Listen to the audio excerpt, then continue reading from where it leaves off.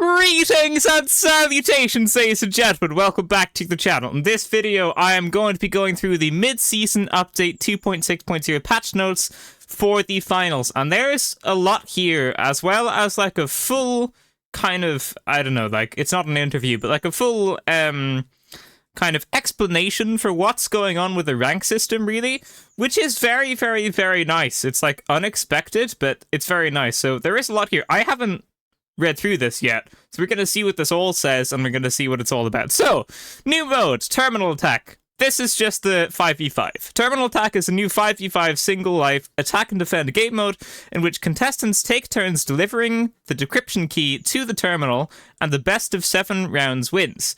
So, if you've played CSGO or Rainbow Six Siege, it's going to be very, very similar to those. Attackers are tasked with completing the upload, while defenders must prevent it by any means necessary. No healing, no revive, 1 life. Players can regenerate health up to 100 HP. There is healing then, okay. So what I heard originally, I was like, oh, so there's not going to be any self-heal. So playing heavy might actually be a little bit tough, and playing medium and light is going to be rough. But you can heal up to 100 HP. Okay, alright, that changes things a little bit. And gadgets do not regenerate at all. Okay, so engage with caution and go in with a plan. So it's literally just Siege. Okay, you can play Terminal Attack in the Cicerizon, Monaco, and Las Vegas arenas, and be warned, the destruction you cause will carry over through all 7 rounds. Oh, that's interesting. Okay. If it's on the same map, then. But I guess there'd be lots of different points. That's probably how it's going to work. Throughout the event, cash in contracts to earn event cosmetics to show your support for CNS, a rogue hacking collective, and via a cybersecurity firm. Which side are you on? Get in there, contestants. This week we have a special article from our design director, Matt Lowe, who explains league ranks, the journey the finals has taken, changes in this update, and the potential future of ranked play. And I will be going through this, but I'm going to leave that to the end, and I'll go through the actual patch notes first. This update has plenty more to offer, all outlined in the new bullet points below. The highlights include a change to private matches that allows matches to start with as few as 2 players. Oh, that's good. So you can, like, 1v1 people now. That's nice. And the addition of Power Shift. Let the 1v1 battles commence. That's cool. That's really, really nice. I'm surprised they have, like, the server capacity to do that, but that's quite cool. We've added 2 bonus battle passes. We've added 2 bonus battle pass pages with rewards for the grinders out there. Make sure to check out the new drip. Battle pass. We just have 2 entirely new Battle Pass pages. Oh my god. They really go all out on the cosmetics. My eyes are teary. My eyes are teary. You're gonna get some background lore here. Because I woke up at 9:51. And the patch notes went live at 9:48. So I had like spider senses for this patch. Anyway, Power Shift has a new arena in rotation. Now you can ride the platform through Seoul. Finally, for the first time ever, the new outfit added to the store will allow you to purchase individual items from the bundle, as well as the entire bundle all at once. We're testing this feature to see how it works. We've also added a way to equip your new item to the contestant of choice at the time of purchase, but this feature has a bug that displays the wrong image and fails to equip. We have a fix already, but it will come in the next update. That's cool. I don't think a lot of games actually do that. I think a lot of games just have the bundle and you can't buy items individually. So that's very, very, very good. It's just like a really, really nice quality of life change there. Store update 2.6. It's 15 seconds long. I guess I might as well. So there's a mask. There's a boombox. There's an FCAR skin, M60 skin, skateboard weapon charm, UFO weapon charm, discs for throwing knives as well, it looks like. So that's going to be everything that's there. So, a note on anti-cheat. We are acutely aware of and actively combating the current state of cheating. Our team includes skilled engineers, data analysts, security experts, and machine learning experts whose full-time jobs are centered around anti-cheat. Talking too much about anti-cheat can provide too much information to those who build, sell, or use cheats, and yet if we say nothing, many will feel we aren't doing enough. Easy Anti-Cheat is our base software. It acts as the first line of defense and a catch-all for blatant, non-careful cheating. I mean, I don't know about that. I've been killed a lot of times just through shields in this game, but I mean, it's probably true. After that, we have added additional layers of prevention methods and anti-cheat tools and software that obfuscate, check telemetry, hardware behavior, and more.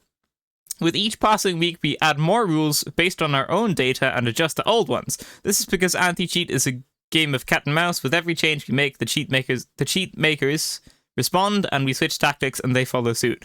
When we catch cheaters, depending on the level of offense, we may provide a 7-day ban or a permanent ban. If the offender is cheating for a second time, the ban will become permanent. Okay, I didn't know that, and now I do. We also have introduced a video report program on Discord where you can capture cheating when you see it and provide the video as evidence. Oh, that's cool. Okay, so reporting players in-game is probably good. You can probably still do that, but now you're going to be able to make maybe a little bit more of a change if you do that on Discord. This is to catch cheaters who evade our current anti-cheat preventions and to provide our community of players with a place to report hard evidence. From these reports, we will be able to better understand the types of cheats that evade our current systems. Please know that we are deploying several new technologies and techniques that we will test and deploy as soon as they are ready. We will never back down from this challenge. Now, let's look at the mid-season update in detail. So yeah,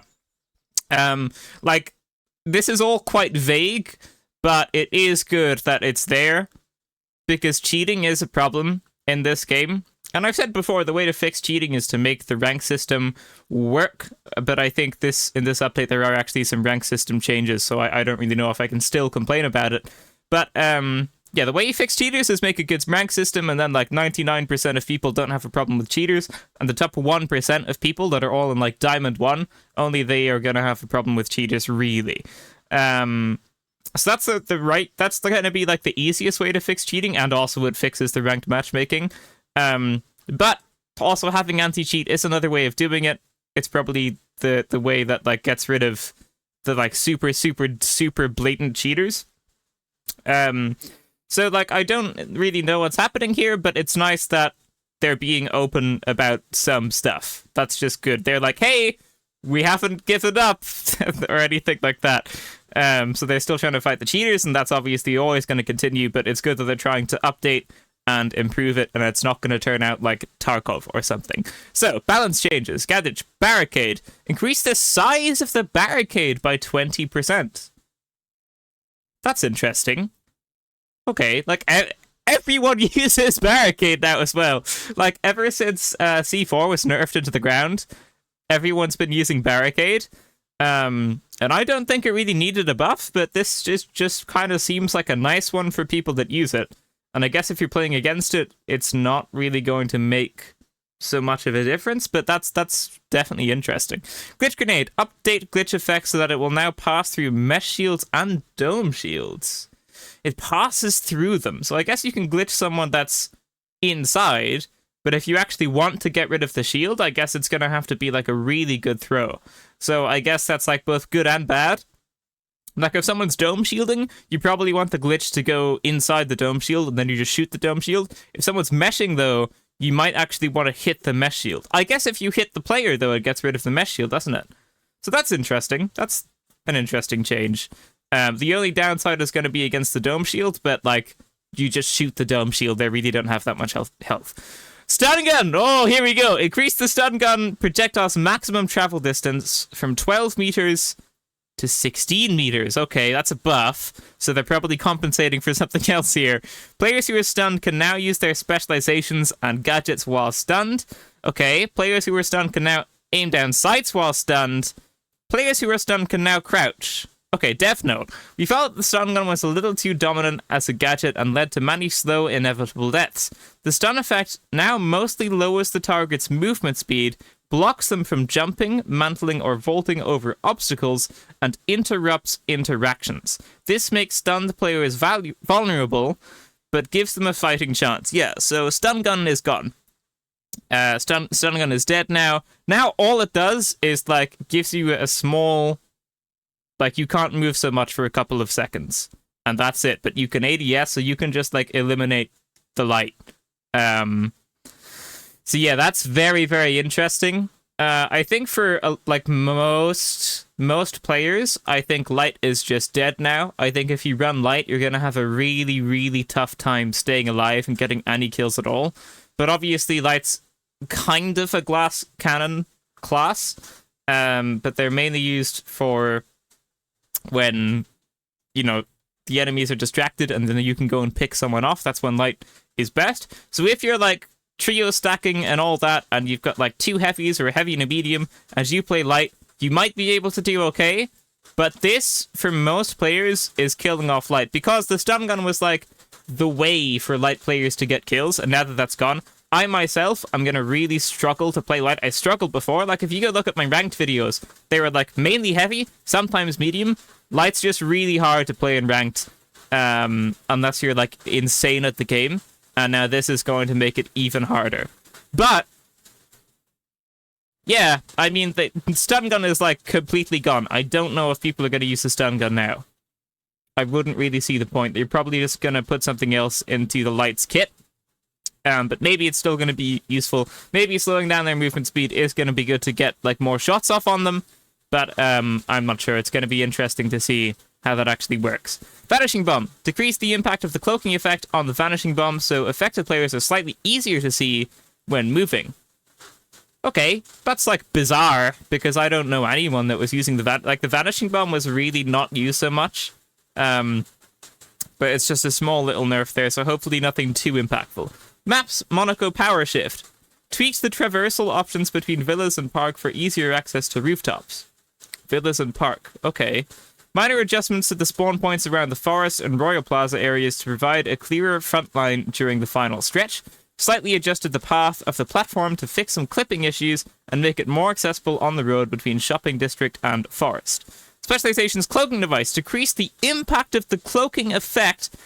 Oh no, so that cloaked player is slightly easier to see when they are moving. Okay, light's dead. Light's completely dead. Unless you're like insane at the game, unless you have like Apex movement and Warzone aim assist aim, light's gonna be dead. Unless you have those two things, then light's dead. And if you have like either insane aim or really, really good movement, then maybe you're going to be able to make light viable. But the cloaking device being gone, well, it's not gone. It's probably just going to be like a lot worse now. Like, it was nerfed pretty heftily, rather. In the most recent patch, I think it got like a 33% decrease in its like, 33% increase in its activation cost, I think, which is pretty hefty. And now they're like nerfing this as well. I don't think this is a problem. I mean, I don't think it was a problem. I don't think it really needed to be nerfed. I think that players just still weren't really used to it and that they were just complaining about it. But it seems like that's like properly nerfed now. I don't know how many people are going to be running that.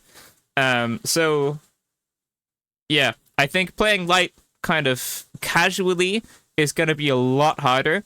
And if you're playing light in like the top ranks, like Diamond 1 and all that, then not having the stun gun might actually affect you, but the cloaking device probably isn't going to affect you because you're probably running the evasive dash.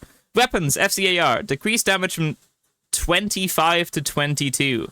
Increase magazine size from 20 to 25. They did it! They finally did it! So, back in Season 1,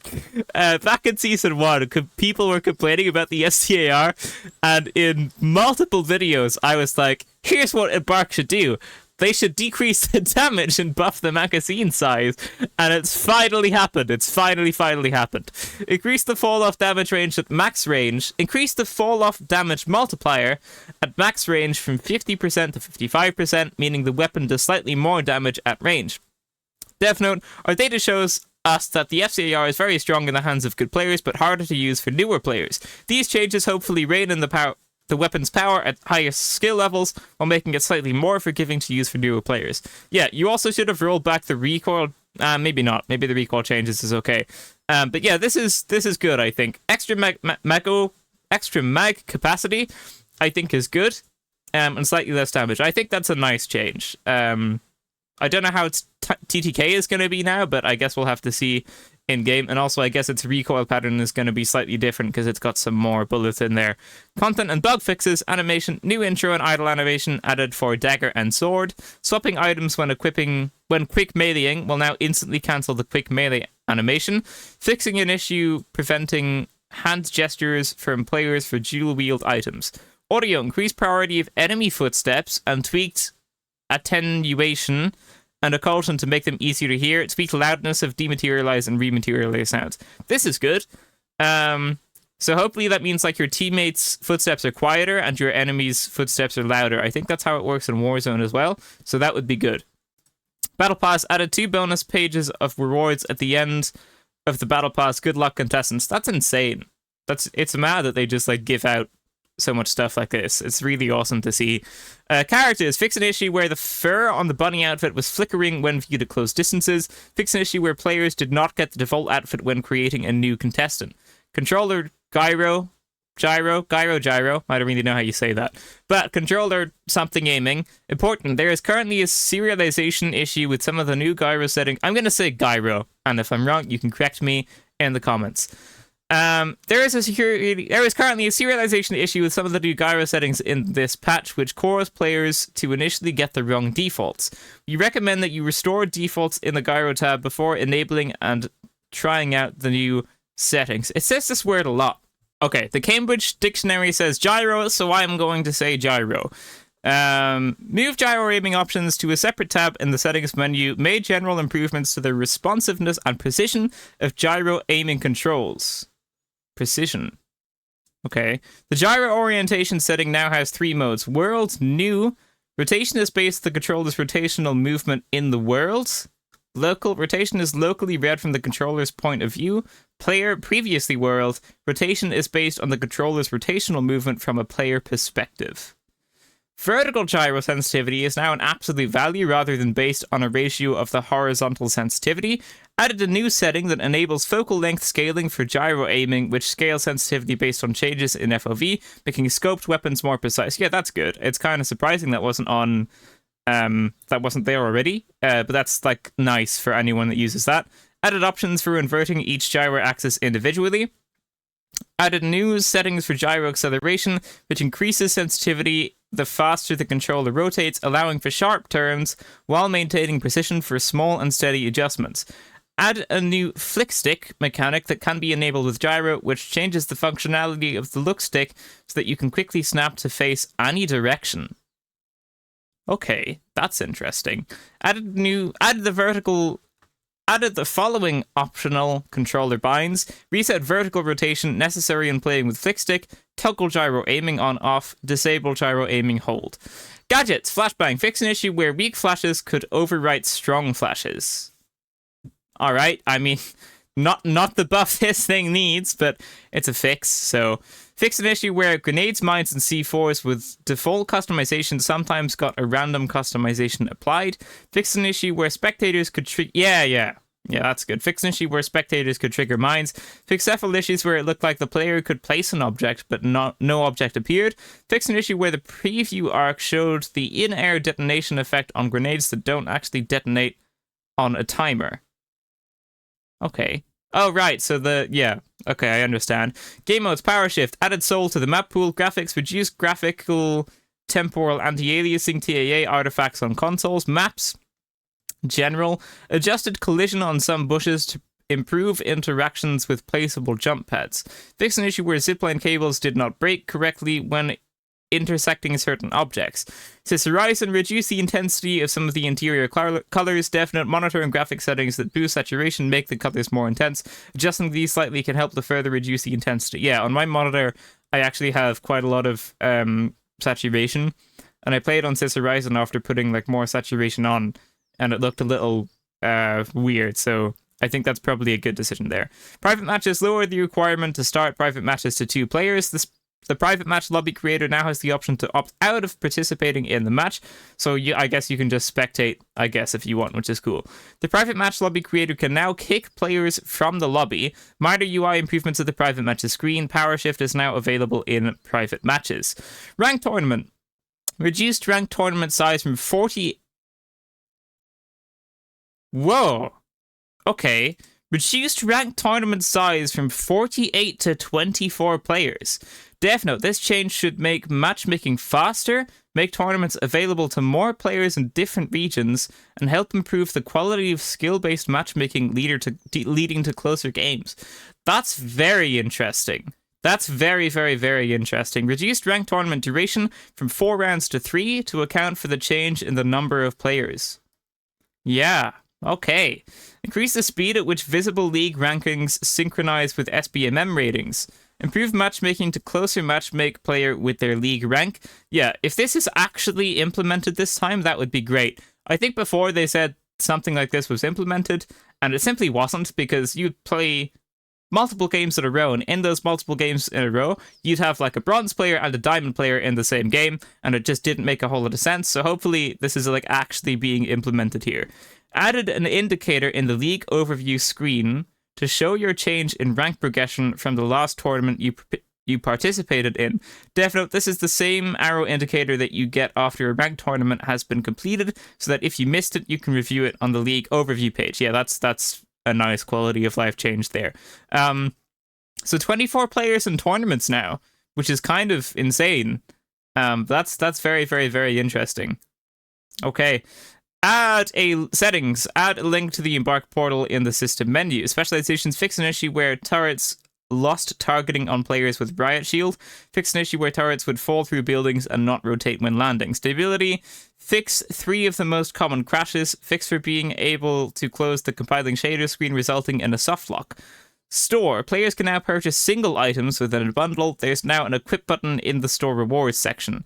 UI, we have added a score log to display more scoring events in all different game modes. That's cool. Various player tag marker changes. Player tags now show distance to you. Player tags in-game are now uppercase. There's now an effect on in-game health bars to indicate healing. Oh, that's kind of useful. Fix an issue in game summary where you could see duplicate stats for the same player. Fix an issue where the contracts tab could faultily be accessed from the Battle Pass screen. Fix an issue where the camera could be misplaced after inspecting rewards in the circuit screen. Polished and refined how pings are visualized in-game. Ping icons are now smaller and will scale depending on their screen centeredness. Okay. So I guess if you're looking at it, it gets bigger. Pings, team health bars, and objective icons now fade out when they come closer to the center of the screen. Okay. Off-screen enemy pings now behave like other off-screen icons and hug the screen edge closest to the ping location, was previously not visible when off-screen. Yeah, that makes sense. Fixing bug where spectating players wouldn't fade icons when the spectated player enters aim-down sights. Alright, voice lines for the default ping when you ping a random location with no object attached to it have been updated to be more consistent. Previously, it would use I will and we should intermittently. In general, pinging something will now ask your allies to engage with the object, while pinging the ground will announce your own intention to move there. Okay. Updated options in the contextual ping menu. Huddle here, changed to group up. Okay, I mean, alright, fair enough. With all new voice lines, moving here changed to go here, using more consistent voice lines. Fix an issue where you didn't go to the correct page in the Battle Pass from the outfit screen. Fix rare instances where first-person animations such as reloads, inspects, and deploys could not be changed through customization. Added the ability to track contracts with a right-click on the circuit screen. Okay, nice little quality of life update. Fix for showing a single item rarity in the UI when previewing out of a bundle instead of the bundle rarity. Hit indicator now different damage from these... Oh, sorry. Hit indicator now differentiates damage from these types of attack. Long range damage, short range damage, melee damage. So the hit indicator differentiates damage from these types of attack. So is there like a different hit indicator for whether or not someone's close or far from you? Yeah, I don't really see the point of that. Because you're going to know what you hit. Because you're going to know if you threw a frag grenade into a building close or far from you. You're going to know if you're shooting at a person close or far from you. Because it's the person that you're shooting at. So this seems a little random, but hey, I mean, that's there. VFX polished the grappling hook wire animation weapons, improved melee aim assist so that it not only looks for targets when the attack is initiated by the player, but also validates that they are still correct at the time aim correction is applied. This should reduce the number of occasions where melee attacks could pull the player away from a target. Okay. Security and anti-cheat added a requirement to have secure boot enabled for certain players. Several new suspension rules based on anomaly detection. Added suspension rules, rule 4 using aimbot, general improvements and fixes. Okay, so not a whole lot of things actually change. Well, actually, it's a pretty... You know what, I take that back. It's a pretty big patch notes here. So 48 to 24 players is like probably the biggest thing. FCAR gets a nerf. I think it went from 25 to 22 damage. I'd have to find it though. And I think the mag size went from 20 to 25. Yeah, so that's what happened with the FCAR. Yeah, light is going to be really, really, really, really tough to use. Cloaking device is going to be a little bit easier to see, and the stun gun basically isn't going to do anything. It's just going to make someone's movement speed a little bit slower, which I don't know if is going to be a big thing. Glitch grenades go through mesh shields and dome shields now, and barricades have an increased size of 20%. So now I'm going to go to the other thing. So I'm going to go to this. I'm going to go to ranked leagues in the finals, and this is by Matt Lowe. So it looks like I'm really going to be talking a little bit more here. But this might be interesting. So this is like... Oh, I guess it says it. So, by Matt Lowe. I'm Matt, the design director for the finals. I've been working in the games industry for over 17 years now, predominantly on multiplayer and FPS games. To this day, these types of games are still my go-to experience when I want to have fun. The quality of the multiplayer experience really matters to me, and that's a large part of why I'm here today to explain our approach to ranked play in the finals, both now and into the future.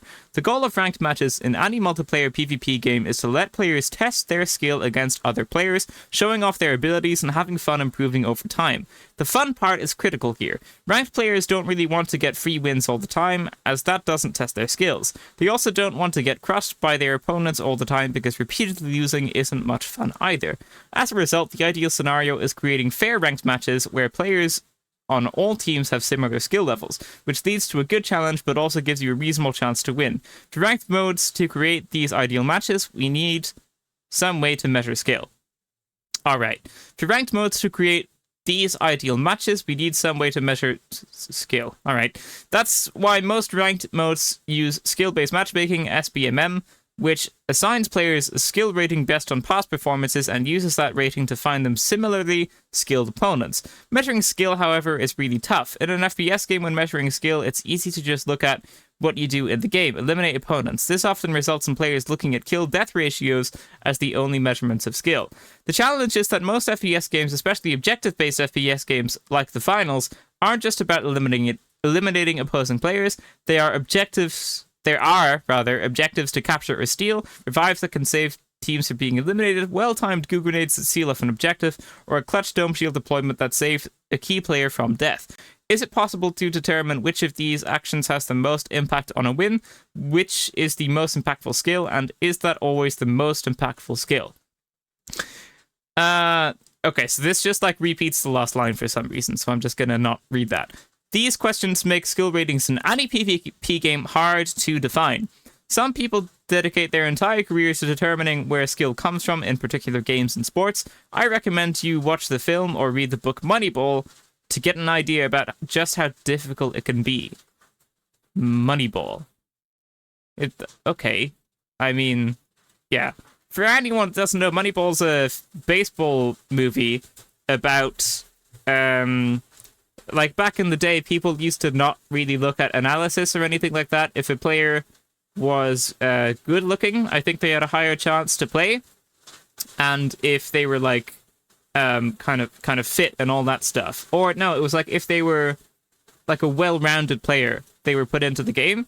And Moneyball kind of talks about a team that throws all that out the window, and then that team starts using players that are maybe like really bad at some stuff, but like the best at other stuff. So like maybe they're really, really good at like hitting the ball with the baseball bat, or maybe they're really, really good at like running around the court. I don't know stuff about baseball, so I don't know what the actual terms are. But that's basically what the movie is about. It's about like analyzing all the data and then like finding ways to make your players better, really, is what that movie was about. So I don't really know why that's here. It doesn't have so much to do with FP, I think. But it is to do with like analysis, which I think actually is the idea. So, as a result of this complexity, the most common approach to measure skill in games is one that ignores all the individual actions players take in a match that might lead to a win and instead measures the player's win-loss ratio and the skill level of the opposing teams. This way, you remove the difficult questions about which actions contributed most to the win from the equation. Players who win are more often are likelier to have the important skills needed to win and can therefore be considered more skilled. So, ignores all individual actions. Okay. Yeah, win-loss ratio. Alright. This is what rating systems like the commonly known ELO system do. When a new player comes along, the system matches them against a range of players, each of whom have a rating based on how often they win or lose, and who they have won or lost against. If the new player wins several matches against gold tier players, it moves the new player's rating towards gold tier.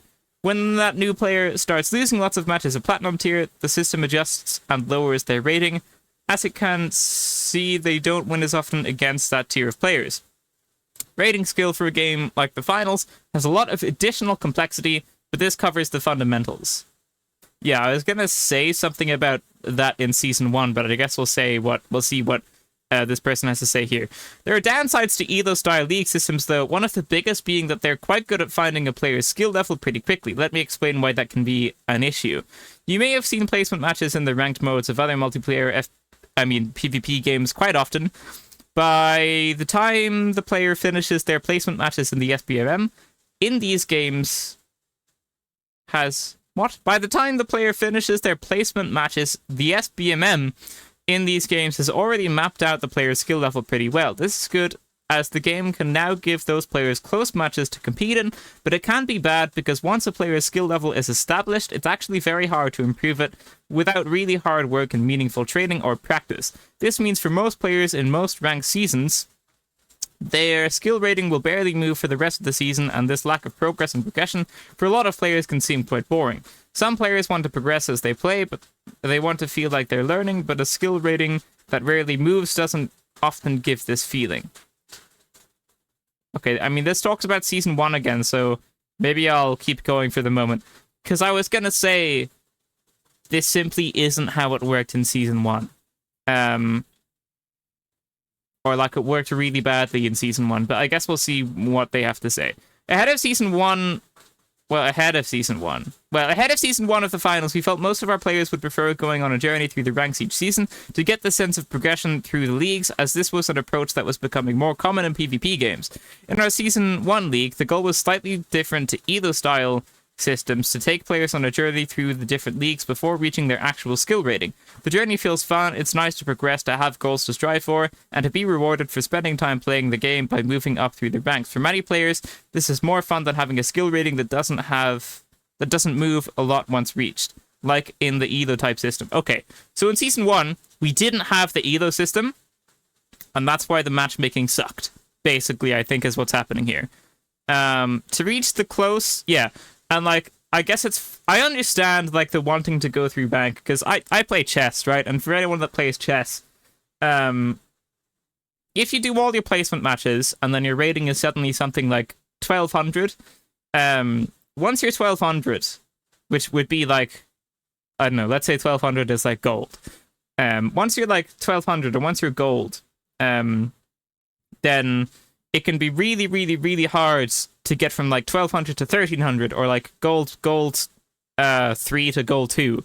Can be really, really hard to go up. So I understand what they're saying here about the ELO system, but it's a ranked mode, and I think a ranked mode needs to be ranked, and I think the casual game modes are going to be for fun, and the ranked mode is going to be for, you know, the tough matches with close SBMM and all that, and that just wasn't in there in Season 1. So I think that's what's being explained here. Like, the ELO type system wasn't in Season 1, and it wasn't in Season 1 because they wanted players to, like, go from bronze to silver to gold to plat and then to diamond, which I understand, but it's a rank system, right? You want ranked to play a part in that. To reach the close competitive matches that players want, we still use an underlying skill system. Oh, so it's not an elo system. I don't know what's in the game now. That's why. Oh no, yeah, no, it is different now. It says at the bottom. Okay, we still use an underlying skill system like elo that measured the player's real skill. That rating was converted into a different kind of rating, fame points, to replace the player in the ranking system. Doing this involved a lot of math, but essentially the system tried to keep the skill rating and the fame rating somewhat linked. The system we used for this in Season 1 wasn't great, though. The underlying rating we used to matchmake during the season was okay. Was it though?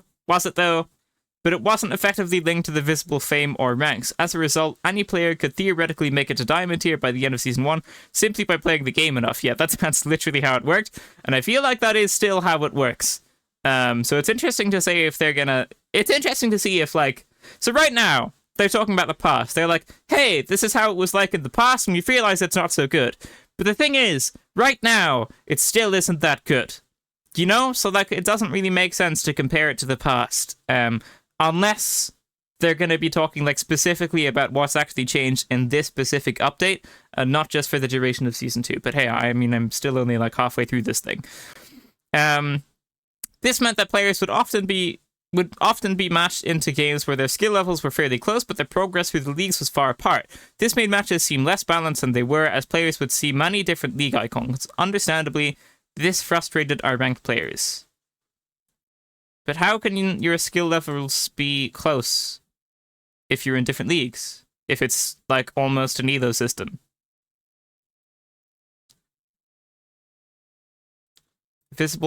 Visible fame? Yep, I don't really know about that one. But anyway, it doesn't really matter. That was back in Season 1. It was clear that Season 2 would need a different plan. The final Season 2.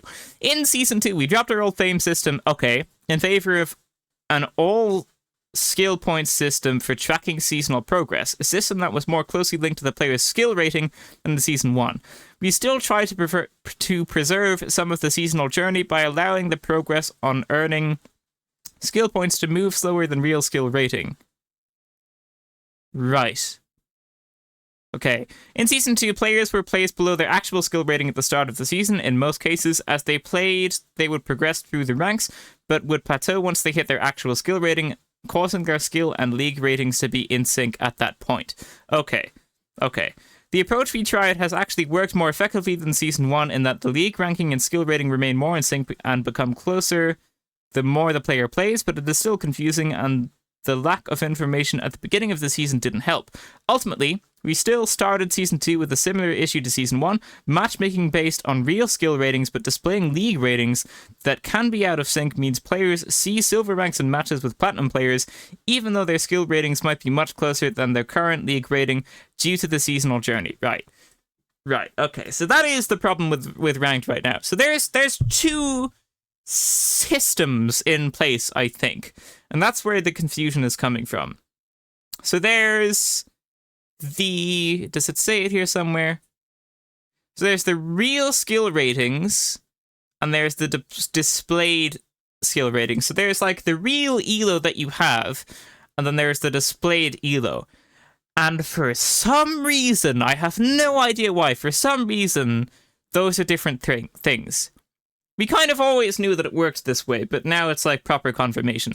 So let's say someone's at the level of gold, but they just haven't played a whole lot. Let's say like someone starts off in bronze and they just win like 5 games in a row, and maybe now they're in gold, but it still shows them as only being in like in bronze or silver, but they're actually at the level of gold. And let's say you're in like Diamond 1 and you just won 2 games in a row, you might pair that bronze player because that bronze player just won 5 games in a row, and now maybe you're at the same level.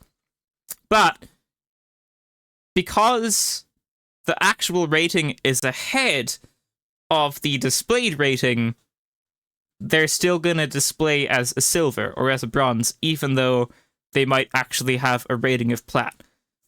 Which I understand, but why not just use like one elo? What's wrong with using one elo? You know? Like, what's wrong with... I don't know. Maybe they're going to explain it. But it just seems like quite an odd way of doing it. I don't know why you wouldn't just have one elo and use that elo. I don't really see what would go wrong like that. Because then, instead of having like the displayed stuff and all that, you would just get paired with the right rank. You know? Like bronze would get paired with bronze, diamond would get paired with diamond. And I don't really know what the issue would be. But hey, what do I know? We also found that the time it takes a player to go from the league they were placed into the league that matches their skill rating was a little too long, adding to frustration. The overwhelming feedback from our competitive players is that they would prefer to play a more traditional FPS ranked mode with an ELO-style rating system where their visible skill league rating is an accurate measure of their skill, but where they may not experience... Yeah, exactly. Yeah, completely. So what can we do to fix this? Oh, it's the end of it. All right. So what can we do to fix this? Skill ratings in league systems are nearly impossible to change in the middle of a season. Okay, yeah, fair enough. Drastic changes now would mean sudden and massive changes in match quality, sudden rating changes, and so on. This would end up feeling broken, confusing, and unfair. Instead, each new season allows the ranking systems to be freshly reset without causing ill will. Yeah, that's fair enough. Our plan now is to rework the ranked league system again at the start of Season 3 to give a fresh experience that should feel better, be more informative, and be more closely linked to actual skill. We plan to include an end-of-match summary that informs you about your performance and rank, and also shares the rank and level of your opponents, something we aren't showing right now. This all sounds very, very good so far. One change we're going to make in Update 2.6 is to reduce the duration of the seasonal rank journey, which will allow players to reach their actual skill tier in the league system sooner than before, okay? To help the quality of matches, we're going to reduce the size of ranked tournaments from 48 players to 24, which also makes sense. Trying to find 48 players of the same skill level within a short matchmaking time is difficult and has often resulted in tournaments where the range of skill levels is too broad for close, fun matches. By cutting the number of players needed to start a tournament in half, it will be easier to find enough players of the same skill level quality. Yeah, that makes complete sense. We're hopeful that these changes will improve the experience for the rest of Season 2 and create a much easier to understand rank system in Season 3. So it sounds to me like in Season 3, they're gonna like dump out all the, hey, we want the rank system to be fun, we want you to go from bronze all the way to diamond, and that's gonna be like progression focused, and you're going to feel good about going up in rank. It seems like they're just going to dump that idea, and it's going to be a proper matchmaking system, which after 2 seasons we still haven't had. So in Season 3, it looks like we're actually going to get a rank system. Like, I'm in plat, so I think I'm in plat, I'm 1 away from being diamond right now, so I think I'm in plat 1. And I'm not that good. Like, I have good game sense, and that's it. And like 99% of the time, my teammates just don't fully have like a 100% understanding of how the rank system works. I mean, of how the game works. Like, they're just not so knowledgeable about the game. And I feel like if I'm in Plat 4, I should be getting paired with Plat 4 players that know how the game works, you know? And also, I'm not that good myself. Like, I probably shouldn't even be in Plat 4. I should probably be, like, maybe, like, high gold or low plat. But I shouldn't be able to get to diamond, which I think I'm going to be able to do. Because my aim just isn't that good. And I think a lot of players are better than me, and I don't think I'm going to... I don't think that I would be able to get to this high of a rank if the rank system was actually more so to do with, like, ranked mode, and not more so to do with, like, ranked progression, if that makes sense. So this is, like, very, very nice. Like, having all of this information here and the devs being so open about this is very, very nice, because now I know what is actually going on. Before, we had no idea. We were, like, guessing everything, and we just didn't really know what was happening, and now we know what was happening. So the rank system isn't the best, because it's more so kind of to do with wanting players to feel progression, which I understand. Because, you know, I play chess, and, like, being stuck at 1200 or, like, being stuck in gold for, like, 5 months doesn't really feel fantastic. So I understand what they're going for there with the progression. They want to go from, like, 1200 to 1300 to 1400, and then get to, like, 1500 and something, like, quite high. So I understand that. But it is a rank system, and I think it makes sense for that to not be there at all. And it sounds like that's what they're going to go for in Season 3. So in Season 3, we should actually have a normal ranked-based ranked system, if that makes sense, which is going to be really nice to see, because that is something that we simply have not had yet. We didn't have it in Season 1, we didn't have it in Season 2, so hopefully we're going to have it in Season 3. And they didn't want to change it mid-season, because that's going to mess with all the ranked system and stuff, which makes sense. So hopefully in Season 3, we're going to get a ranked system that is actually a ranked system for the very first time. So that's going to be very exciting. I'm probably going to be humbled by my own rank. So that's all going to be very, very interesting to find out. But I've probably talked for a long time now. Yeah, do I want to say anything else? So I don't think so. I think I've kind of said everything already. Light is going to be really rough to play. Like, if you're a casual player, Light's going to be really rough to play. Unless you're, like, really, really good, you've got really good aim and really good movement and really good game sense, you're just not going to be able to do so much as Light. You're just going to die, honestly. But if you're really good, Light still might be viable. I don't know, because I'm not really at that level. FCAR got a little nerf, and then there's some other bits and bobs in there as well. So yeah, and also the rank system might be a little bit better now as well, because it is 24 players. That's actually really nice. I think the games were a little bit too long in general. So, like, even apart from, like, the matchmaking times taking too long, and they can't, like, pair you with, you know, evenly matched players and all that in that time, even apart from all that, I think that was still a good idea, because the games were a little bit too long, I think. So, all in all, I think this is a pretty good patch. The stun gun was extremely annoying. I don't really know about the cloaking device. The only thing I would disagree with, really, is the cloaking device. I think that didn't need to happen, but it's happened now. So, there you go. I think that is pretty much going to be it this video. I have to do my outro now, but I'm tired because I've been talking so much. And also, I woke up at... Oh, I think I said it already, but, like, I woke up barely because the patch notes just dropped. Anyway, thank you so much for watching, ladies and gentlemen. That is going to be it for this video. If you liked it, leave a like, subscribe, and I will see you in the next one. Farewell.